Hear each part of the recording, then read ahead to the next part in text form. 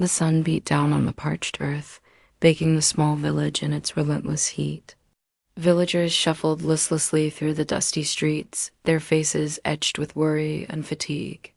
It had been months since the last rain, and their crops were withering away.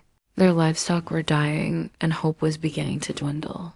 The village elder, a stoic man with eyes that held the wisdom of countless seasons, knew they were facing a catastrophe, a famine that threatened to swallow their entire existence. He remembered ancient tales, stories of a mythical beast that lived deep within the mountains, a creature so terrifying it had become nothing more than a bedtime story for children. But desperation is a cruel taskmaster, and he now found himself considering the legend. The elder, accompanied by a handful of brave souls, set out into the mountains, their steps echoing the desperation in their hearts. They climbed higher and higher, the air growing thin and the landscape harsher until they stood at the precipice of a sheer cliff face.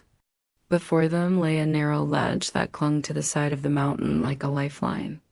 At the end of the ledge, shrouded in mist and mystery, was a cave, its entrance shaped like the gaping maw of a beast. This was the lair of the Sky Eater, the mythical creature from their legends.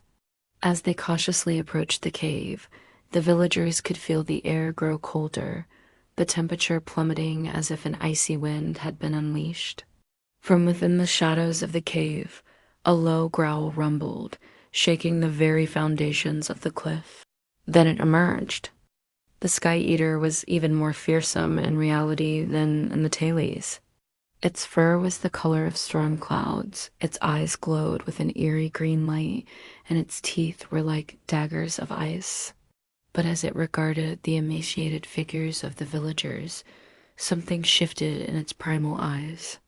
Was it surprise, perhaps even curiosity? The beast let out a questioning screech, echoing through the mountains before letting out a deafening roar that shook the earth and sent rocks tumbling down the cliff face. The villagers, their faces pale with terror, had only one option: to flee. But as they turned to run, the Sky Eater moved, fast as lightning, blocking their path. It reared back on its hind legs, its massive form casting an enormous shadow over the villagers, and let out another deafening roar, challenging them to stay. The elder, his heart pounding in his chest, raised his hands in a gesture of peace. He spoke in the ancient tongue, his voice echoing with respect. "Great Sky Eater, we come not as enemies, but as supplicants. Our village is dying. We have nothing left to give our people. We heard that you live here alone. If you would accept this humble offering, we will leave and never speak of your existence." With that, the elder gestured to the young goat that had stayed behind, its head bowed as if in submission. A tense silence fell over the clearing, broken only by the sound of the wind whistling through the mountains. The Sky Eater regarded the offering, its eyes gleaming with an eerie light. Then, much to the villagers' astonishment, it dipped its head and sniffed the goat, its rough tongue lapping at the animal's trembling flanks. The elder watched, his heart heavy, for the Sky Eater had accepted their offering. Now the creature would be sated, and they could return to their village, knowing that their sacrifice might just be enough to appease the mythical beast and save their people from famine. As the sun began its slow descent, casting long shadows across the mountainside, the elder and the villagers prepared to leave.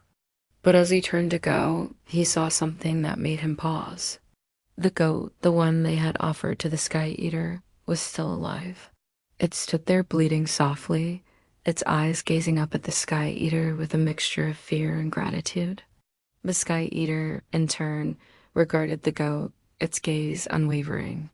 Suddenly, the Sky Eater did something that made the elder's jaw drop. It nudged the goat gently with its snout, then turned and walked towards the opening of the cave. As it disappeared inside, the sound of heavy footsteps echoed faintly from within the mountain. The elder looked at the goat, his mind racing. What had the Sky Eater done? Had it spared the animal's life, or was it planning to return and finish what it had started? He couldn't tell. But he knew he had to make a decision. Should he and the villagers flee back to the safety of their homes, leaving the fate of the goat to the mercy of the mythical beast?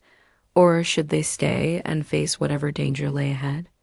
As the elder grappled with this decision, the goat took a step forward, bleating softly as if urging him to follow. The elder hesitated for a moment longer, then, with a deep breath, he followed the sound of the receding footsteps. Emerging from the cave, blinking against the sudden brightness, he found himself in a vast cavern. And there, in the center of the cavern, was the Sky Eater, but it wasn't alone. At its feet lay the goat, its breathing shallow and its eyes glazed over. The Sky Eater regarded the elder, its gaze intense. And then it did something that made the elder's heart skip a beat. It nudged the goat again, this time more insistently, as if urging him to do something. Slowly, as if in a dream, the elder understood. He wasn't just a spectator to this scene. He was part of it.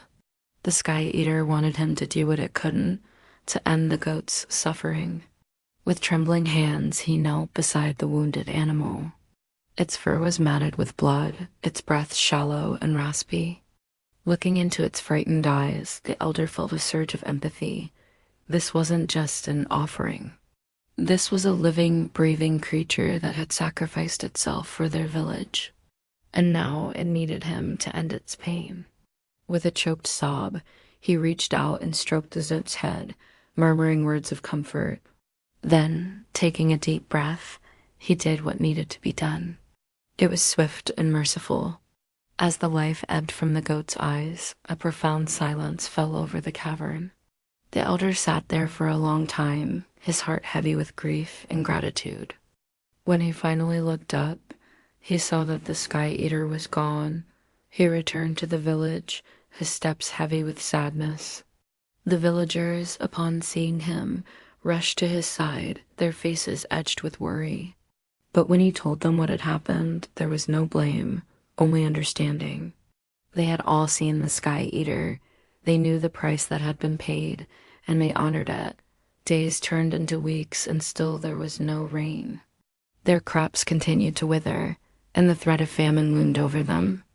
But now they had hope, a hope born out of sacrifice and gratitude.